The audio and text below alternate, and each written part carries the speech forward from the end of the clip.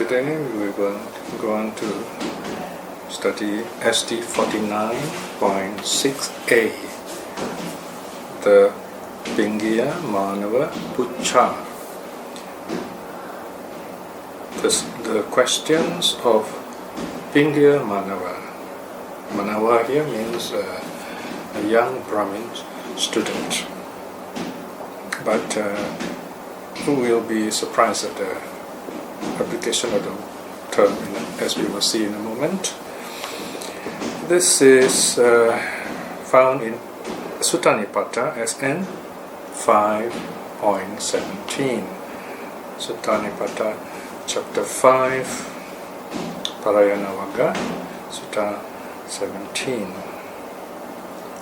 or SN 1120 to 1123.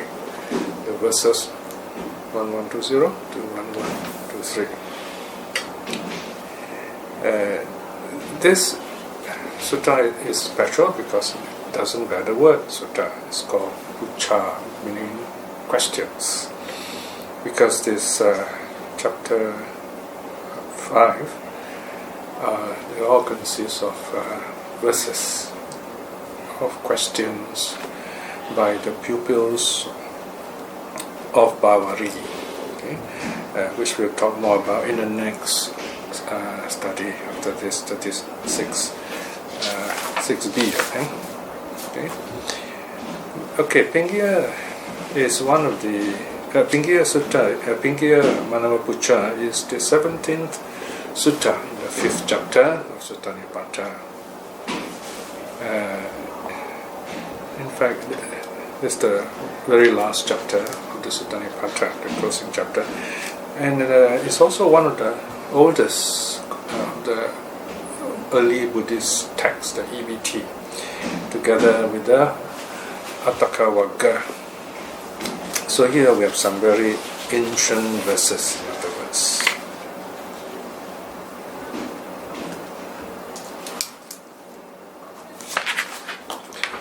The Pingiya is important because he is the one who introduces the whole of the Parayana chapter, and then the last sutta, the last question, is also asked by him. As such, he's the one who probably recited the whole, all the questions and answers asked by the 16 youths rather, to the Buddha, and the Buddha's answers, and he reports back to his uncle and teacher by the name of Bāwari in the south of India. So in this sutta we have 4 verses, and it has N 1120 to 1123. So this is the verses which record the awakening, in the manner of speaking, awakening of Pingiya. Now, Pingiya is the nephew as well as pupil of Bāwari. Curiously, it is said that he is 120 years old when he met the Buddha, so it's very old. This is reflected in the verses we're going to look at in a moment. And his teacher and uncle is also the same age as he is. So, but this is a curious fact. So anyway, it's explained in the introduction to this Pucchā. You can read them for yourself. Another interesting point is that although he's 130 years old, he is still called a Māṇava, which translates as a Brahmin youth. But which we need not take the translation youth too seriously, because Māṇava originally simply means an offspring of Manu, the first human according to Vedic literature, Vedic mythology. So Māṇava is applied to any Brahmin student. So in the case of, I suppose, in the case of Pingiya, he's so popular, and he's the teacher's nephew and so on. So the title stuck with him even though he's 120 years old. So another point is, although they are Brahmins, that means they are well educated, and many of them are intelligent, and they are also quick students when they listen to the Buddha's teaching. Many of them attain various levels of awakening when they met the Buddha. Another interesting point we should note is that after listening to the Buddha's teaching, Pingiya did only attain non-return. And this is a very interesting point, because it instructs us on the nature of awakening, that we have to let go of everything, all views, all desires, all thoughts, even those of compassion. At that moment of awakening, we have to clear our mind, clear our being totally of all views, of all connection with the world, so to speak. So while the Buddha was answering his questions, he was so happy. He says, wow, finally I've got these answers and I'm looking for. And this is the thought that prevented him from attaining arhathood. He thought, if only my teacher and uncle, Bavari, were here. He was distracted. That moment of distraction prevented him from attaining arhathood. But even then, he became a non-returner. So in other words, the last 5 fetters were still there. There's a subtle hint of desire, if you like. However, when he goes back and reports to his teacher, and it is said that the Buddha appears again to both of them, or to all assembled, and then listening to the Buddha's teaching this last time, his teacher and uncle Bavari becomes a non-returner, and he becomes an arahat. So he does awaken in the end. So this is a very interesting point about one of the factors called uddacca. Uddacca or dhamma, restlessness. This is a concern for the world, in other words. And this is also very instructive, because any kind of compassion, any kind of concern for the world will keep you in the world, will prevent you from awakening as an arahat. So this shows us in a very interesting, very important way, very basic way, the nature of Buddhahood, arahathood, and we can add bodhisattvahood in the later sense. It means that to become an arahat, you have to clear your mind completely of views, even concern for the awakening of others. But compare this with later Buddhist ideas. They say they want to postpone their awakening and try to save the world.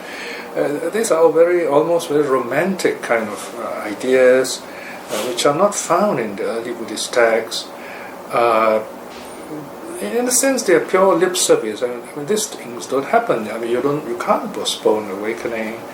You can't save the whole world. I mean, it goes against the concept of non-self and so on. Because in a sense, there's no one out there to save. We have to clear our self of views. That is the salvation when we talk about in Buddhism. It's not going around saving people. This is a much later idea. One almost can have the suspicion that the Mahayana or later Buddhist idea of saving the world could have been influenced by Western Christianity, because we see the rise of Christianity around the same time the rise of Mahayana also. So this idea of concern for the world, postponing your salvation, and the Buddha is going to come back, and becoming a bodhisattva, saving the world. So this is a kind of a new idea, almost smuggled into Buddhism, which none of these are found in the early Buddhist texts. So this word uddacca alone shows us that if you have this kind of concern for the world, you will never be awakened. you are stuck at best as a non-returner, not even as an arahat. I suppose that is why the Mahayana are so much against the idea of arahathood. They actually debunk, they throw out the idea of arahathood. They say even the arahat must still become a Buddha. But again, these are very new ideas which are not found in the early Buddhist teachings, in the teachings of the historical Buddha. So these are things we must consider if we want to really understand and benefit from the teaching of the historical Buddha. Now, after the diversion, let us look at the verse by Pingiya and see how he attains his level of awakening as a non-returner, listening to the Buddha. So he's the last of the 16 students, and his question starts with SN 1120, SN 1120. He says, aged am I, frail, complexion gone, so speaks the Venerable Pingiya. Okay, so it is, so speaks the Venerable Pingiya. Ichayasma Pingiya, Pingiyo. This is, of course, inserted by the council elders to inform us who's speaking, the speaker. Aged am I, frail, complexion gone, my eyes unclear, my hearing bad. May I not perish while still deluded? Show me the Dharma that I may understand the abandoning of birth and decay here. So this is the question, this is a request that Pingiya asked the Buddha. Then the Buddha replies, it's SN 1122. Seeing people afflicted in material forms, Pingiya said the Blessed One, the heedless are oppressed in material forms. Therefore be you heedful, Pingiya, abandon form for the sake of non-rebirth. Okay, this is the new revised translation, so make sure you get the latest version. So the Buddha basically says that people are caught up with form. Okay, here, I suppose the Buddha means the basic idea of form which arises from the five senses. The Buddha is not talking in a broad sense of the three worlds, but just referring to the sense world. People are caught up with material form, and because of that they keep coming back into the world, in samsara, and so they are reborn. So the Buddha just says you have to be diligent in your practice. Then in the next verse, the Buddha says, the four quarters, the 4 points in between, above and below, these are the 10 directions. So these two lines are very interesting. They define what are the 10 directions. The 4 quarters, north, in India they start with the east, then the south, the west, the north, and then the direction below, the direction above, the 6, the directions in between, so 10. There is nothing whatsoever in the world that you have nor seen, nor heard, nor sensed.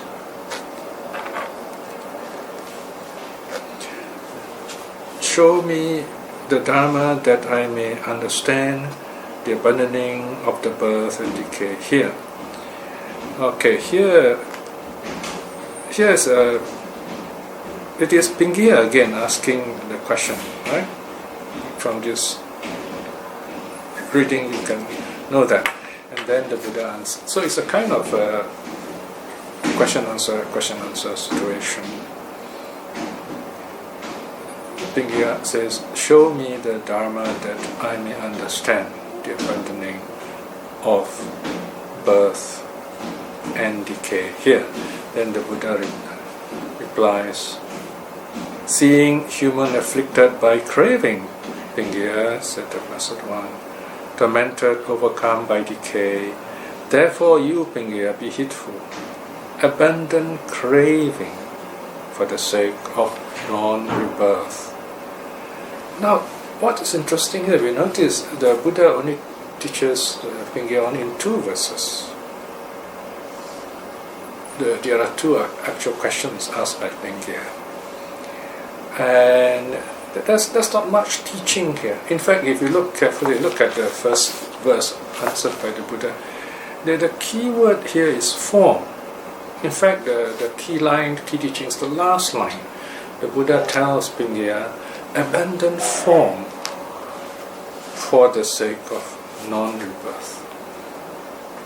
That means there's probably other teachings given to Pingiya, or Pingiya already has some kind of understanding the nature of form, consciousness, or the aggregates even.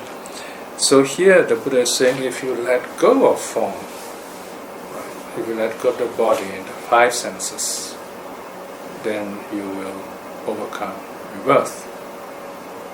But then, in a sense, the answer is not complete, because if you let go of form only, that you only are free from the sense world and the form world, in a manner of speaking. Or if we take form to mean only the 5 senses, then form here refers to the sense world, the karma loka. So here again, notice we cannot take rupa, the word form here, in a technical sense, to refer to the form of the dhyana world too. We can take it as merely referring to the sense world, okay, in a limited way. Or we can also take it to include the rupa jhana also. In other words, this is the first part of the answer. Then in the second part we have a more complete answer. In other words, the Buddha now refers to the rest of existence, if you like. So this is in verse SN 1123. Again, we have the answer given in the last line, line D. Abandon craving for the sake of non-rebirth. So that is the final, complete uprooting of the cause of rebirth. In other words, when we uproot craving, then being reborn in the formless realms also is stopped, in other words. So Pingiya understands this. So here we have someone, in other words, who has in many past lives received teachings. I mean, like now, we study all these suttas, we know lots of theories about the Dharma, we know about the 5 aggregates, we know about the 6 senses, the 12 links, and so on and so forth. And none of this learning will be lost. We might forget them, but they're kind of recorded in our consciousness, so to speak. And the next time we meet the Buddha in the future, it kind of sounds familiar, in other words. It's like you know a language. Now, I learned Thai when I was in Thailand. I sat for my 3-year Dharma exams, which are in Thai, passed them all. And I spoke Thai reasonably well in Thailand, enough to argue with the other monks and novices about points of Dharma and so on. But after leaving Thailand, I find it difficult to actually speak Thai because there's no partner to speak with. But when I listen to people talking Thai, it's very easy to understand. So same thing here, if you learn the Dharma, you kind of store the Dharma inside you. In other words, what you know cannot be unknown. And when you hear the Buddha speaking, you say, wow, this is so familiar, and you begin to understand this teaching given by the Buddha. We see that in the case of Pingiya, is listening and saying, yeah, this is wonderful, this is what I'm looking for. If only my teacher were here. And that's what prevented him from becoming an arhat. He only becomes a non-returner. So in a way, this study is incomplete. It just ends here with the non-returning, the attaining of non-returning by Pingiya. But it's enough for us to understand the nature of discipleship, the nature of listening to the Dharma, of letting go of all views, so that we can attain arahathood in this life itself. So we'll end this at this point, and then we'll continue to study this similar thread of idea on the Parayana Vaka in the next study, which is recorded immediately in the following week after this.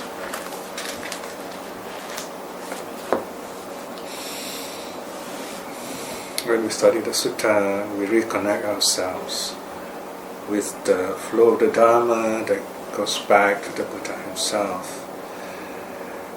In this way, by looking into the word of the teaching and meditating, tasting some level of peace, we begin to see a deeper aspect, an almost three-dimensional vision of the Dharma, so that we are able to envision, we're able to see the wholeness of the teaching, at least for the moment, in our minds, and feel that letting go of views, clearing the mind, reflecting in this way is wonderful good karma. By the power of such good karma, may we be empowered and be blessed with the wisdom to aspire to attain at least stream winning in this life itself. By the same token, by the power of the three jewels, may all our loved ones be well and happy.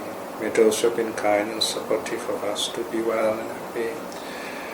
May those seeking the Dharma and those who have difficulty finding the truth to find the true teaching in this life itself. May all beings be well and happy. Sadhu, sadhu, sadhu.